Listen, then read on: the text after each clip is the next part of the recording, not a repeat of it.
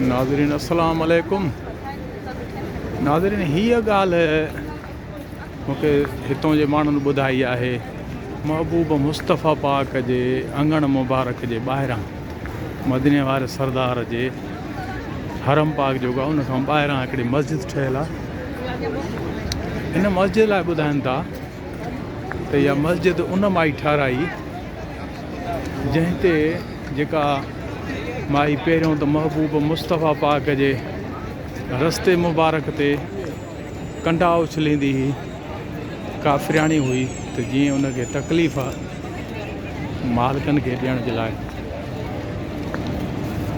पर जॾहिं उहा बीमार थी, इहो मशहूरु वाक़ियो सुगड़ो फ़क़ीरो तव्हां ॿुधंदव त तव्हांखे मज़ो ईंदो। इहो मशहूरु वाक़ियो आहे। जॾहिं उहा बीमार थी तॾहिं महबूब मुस्तफ़ा पाक पुछणु वियसि। जॾहिं घर वियसि तॾहिं रोई ॾिनी,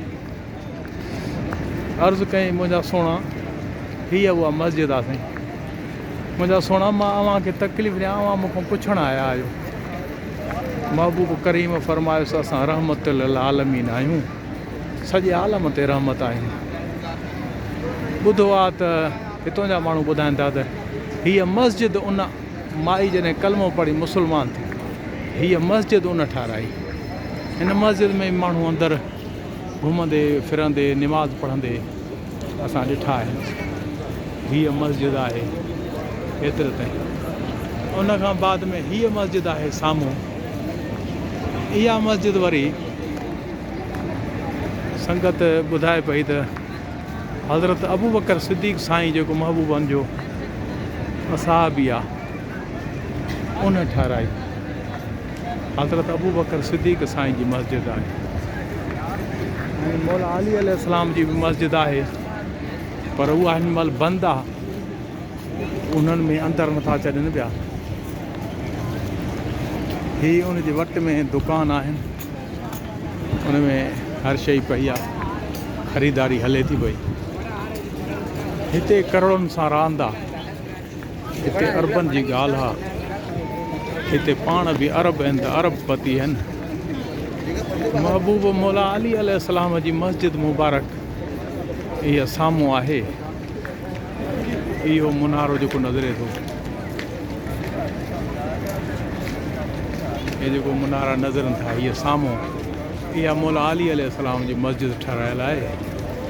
पर इन मस्जिद खे चवनि था, अॻे पासे खां त मां न वियो आहियां, चवनि था उन्हनि ॿाहिरों बंदि करे छॾी आहे, अंदरि ज़ियारत जे लाइ नथा छॾनि। मौला जे नाम तो सदके वञा, मौला सरदार आहे, मौला काइनात, मौला अली अलैहिस्सलाम। हीअ महबूब करीमनि जे सन पाक खां थोरो परे आहे, थोरो परे आहे। सुभान अल्लाह जो रंग आहे। हे सभु ज़ियारतूं कयो। बाक़ी हज़रत अबू बकर सिद्दीक़ साईं जी मस्जिद साम्हूं आहे, उहा बि हज़रत अबू बकर सिद्दीक़ जी ठारायल आहे, पंहिंजी आहे, नंढड़ी हल्की आहे। उन मस्जिद जो बि तव्हांखे दीदार था करायूं।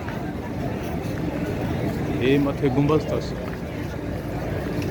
इहो आहे हुनजो मुनारो, ऐं हीअ आहे मस्जिद साम्हूं।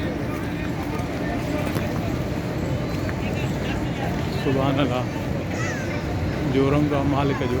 हीअ मस्जिद आहे, अंदरि माण्हू निमाज़ पढ़नि था।